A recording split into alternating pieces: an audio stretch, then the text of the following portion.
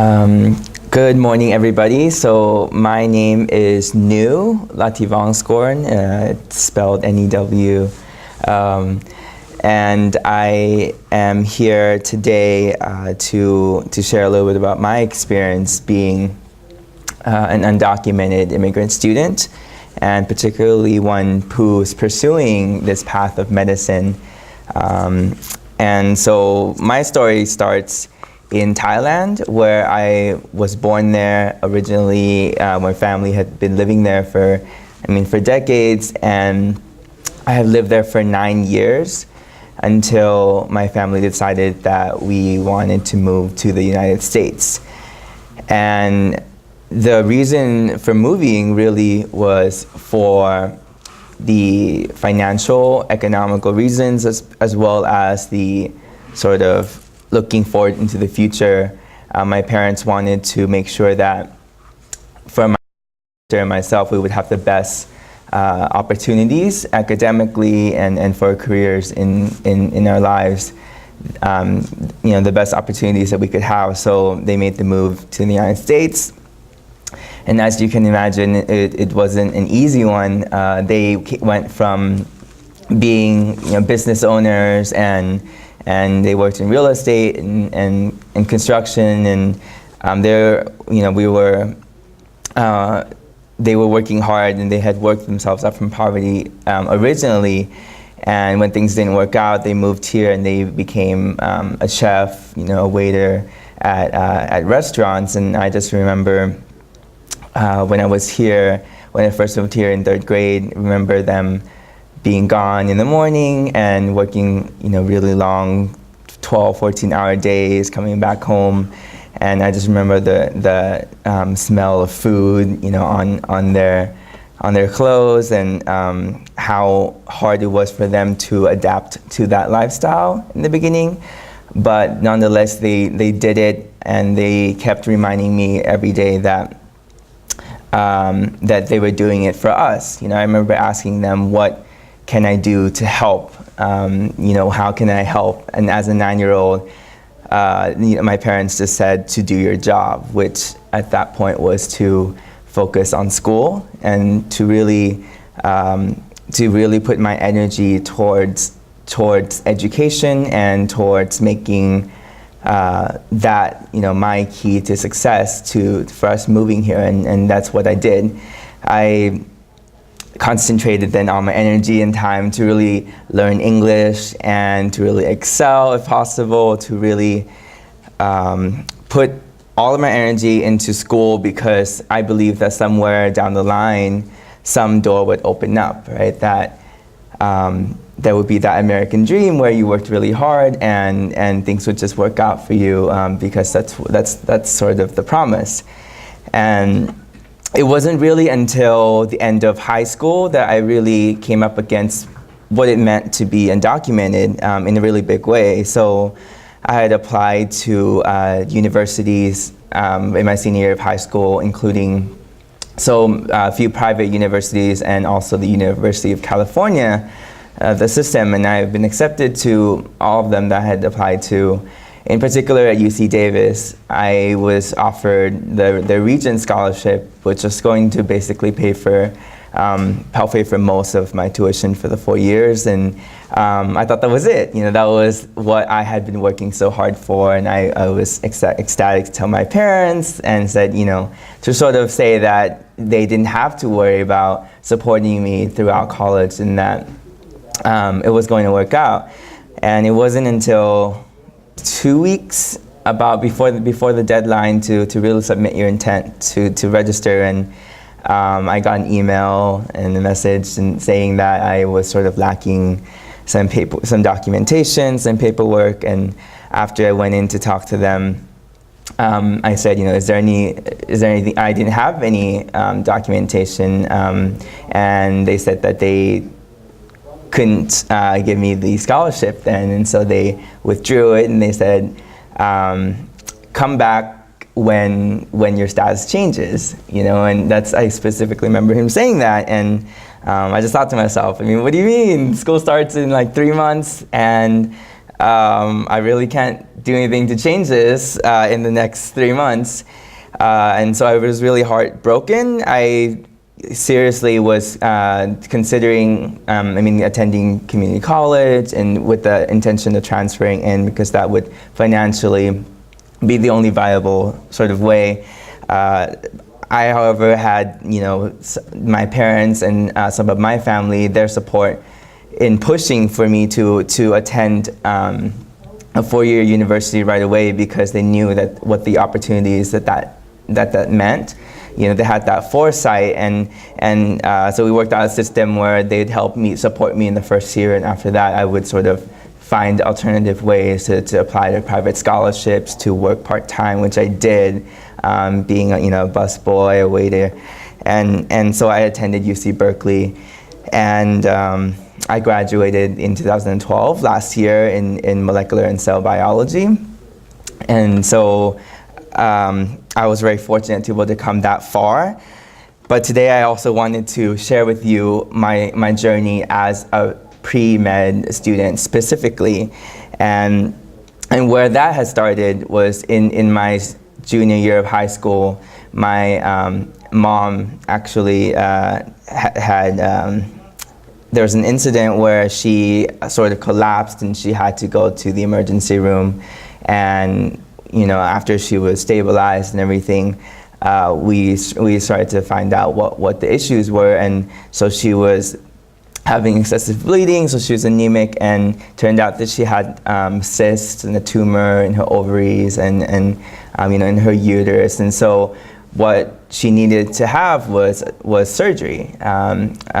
So throughout that whole process, I ended up being the one going to the doctors, the doctor visits, to translate for her, to take care of all the insurance paperwork, and even as a 17-year-old who sort of did well in school, I still didn't know how to navigate really the health system, and that was that was quite an experience to have to go through that, especially as an English learner, as a second language. And we were able to get her to go through the surgery, and even then, throughout the whole recovery process, I was with her in the recovery room, and I sort of, during the middle of the night where she would wake up and she would ask me to scratch her back, because the painkillers, there's side effects of irritation in her spine and such, and I really felt where I felt so helpless, and that was really the beginning of, for me, seeing myself possibly in that role of being of having some sort of powers to do something with being a physician in that situation. But so since then, I've really sort of continued on that pathway and tried to tried to volunteer in college, have the different experiences to continue to develop that interest and see if that's really what I want to do and what I was meant to do. But being an undocumented student, being a dreamer, there were many barriers all along the way, everywhere you turned, specifically with trying to go into medicine. So, for example, it wasn't ever clear in terms of opportunities to build myself to be a competitive applicant in college, what opportunities there were and where they existed, whether it's volunteering at different hospitals. Was I able to do that? Because many times I would be asked for social security numbers, whether it's just the fact of applying and then not knowing if that had other implications, and it was very easy early on to sort of internalize that fear and say, okay, if you volunteer at this hospital, and will that link to anything else like immigration? And so it was very difficult to be able to find the right opportunities in volunteering, and then in research as well. Most of them, if they were paid, they required some sort of documentation, a social security number, even though I learned later on that there were alternative ways to get around that as a student, whether it's getting paid as a stipend, for example, which could work. And at the end of the day, aside from all of these concrete barriers, it was also about the emotional and mental side of it. You know, it was never really public knowledge to anybody that medical school was even possible for anyone who's undocumented, given how hard and competitive it already is for everyone else. So I never felt like I had any certainty, you know, going into the future. I felt like I was alone because even in the undocumented community, not many people choose this pathway because of all the uncertainty, the lack of information that's out there. And so it has felt very isolating at the beginning and very difficult to navigate everything. And lastly, well, then I was really fortunate to get through Berkeley till last year, and I wanted to share one last bit about my story, which was I had applied before my senior year was over in the spring of 2012 to many different summer internships, and I had got interviewed and gotten accepted to one at Cornell Medical School in New York. At Weill Cornell, they have a summer program, and I was ecstatic. Again, I applied out of a whim, and I never imagined myself living in New York City. I'd never been there. I in California, and all of the 14 years I've lived here, and so it was great, and I was excited. And in the letter in the acceptance letter, I then looked through the packet, and they required me to, you know, sign some stuff and then send it back. And the information included having a social security number again, and also providing proof of your status. And so when I saw that, it was sort of like I was having flashbacks to the experience I had earlier entering college. And I had sort of weighed all my options. At the end of the day, I told them out of, you know, trying to see, out of wanting to believe that it was going to be okay. And so I told them my situation, or just even that I didn't have documentation again. And sure enough, I was withdrawn from the program from after being accepted. And so, you know, I was sort of trying to find how to continue the conversation. Luckily, at that point, I really had some sort of strength in saying, you know what, I'll try as best I can to continue to see if this is really not going to work out. And again, much to my fortune and being connected to many resources in the Bay Area, and I was able to, through my one of the scholarship organizations and their networks, there was an alumni of the school of Cornell University who was able to, who was sympathetic to my situation, what was happening, and so he wrote to the school to simply just continue the conversation. Again, it was really just to say, can you really not make this work? You know, what are the real barriers and in making this happen? And after a month of even him not getting response, and we just thought it wasn't going to work out, and actually accepted a different internship locally, they changed their decision, and then they said that they'll accept me, and you know, I ended up having a great experience. I mean, the program themselves was fantastic, and the cohort that I was with, and being able to have this experience in a place like New York City. So, you know, I share that just to show that as an example of again, one of the many barriers that we face as undocumented students pursuing this pathway.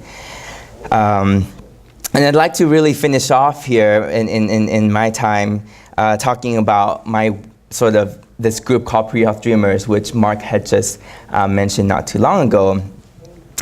So what we are is an organization that I was so fortunate to have played a part in co-founding just a little over a year ago. And we are a network of undocumented students all around the country. Right now we have just about over 200 from all over the states, and we are a network and we're a resource. We support, our goal and mission is to support undocumented students pursuing health careers. So it's not particularly only just medicine, but also other health professions. But we do that through being a resource, through supporting them, connecting each other, and we also try to play a role as an advocate as well. So we really believe that we can sort of facilitate the conversation, or at least begin the conversations with medical schools, and try to see what the climate is like and what was missing from the conversation. And so these are some pictures that we've been doing quite a bit of outreach and raising awareness. That's the biggest part of getting people to understand this issue and to really just put a face to the issue. Again, people don't start to really think about it and think about it critically until it's really in front of them and they have somebody standing in front of them. So we've been doing many conferences, speaking engagements. There's Nancy Pelosi there in the middle. So we try to do what we can do. Again, our goal is to ultimately get schools to change their policies, like Loyola, as the very first school to do that. So that's a little bit about Pre-Health Dreamers. And if you would like to follow in this or connect with us, our website is up there, and I can speak to you. And my email address is actually just new@phdreamers.org. Lastly, I want to leave very quickly with about an early next step. So if you all were interested as educators, there's a conference coming up in January at UC Berkeley. It's called the Educator Conference by this organization E4FC, or Educators for Fair Consideration. So it's meant for educators, professors, counselors, anybody who wants to come together to learn about this. Please check out their website, and registration that just opened this week. And at the end of the day, if you really are really intrigued by this, or you have a personal connection to this, and you are wondering right now what you can do about this whole thing, this issue, it really can be done. It starts with just educating yourselves, sitting here at this panel, to really try to understand more about the issue and listen to my story, which I really appreciate, and to educate others around you, whether it's the folks that you work with at your institutions, the staff, and just to really begin to be aware of this and how to actually interact with students. So oftentimes that's sort of determines how a student's pathway being undocumented will play once they have the first mentor, or if they don't have a mentor. It really determines everything, and if they come into contact with somebody who it's just because they're not aware of the issue, ends up discouraging them or telling them the different wrong information. That's really the common way, and you hear more and more stories that people sort of move away from this pathway, whether it's, and if that's their true passion, that's, I believe, not something that we'd want to happen. And also taking a step like Loyola has in just coming up with resources, going above and beyond, I think, really in one's job description, really, if you are working in admissions or in financial aid. So it might take a little bit more to figure out how things could work with undocumented students.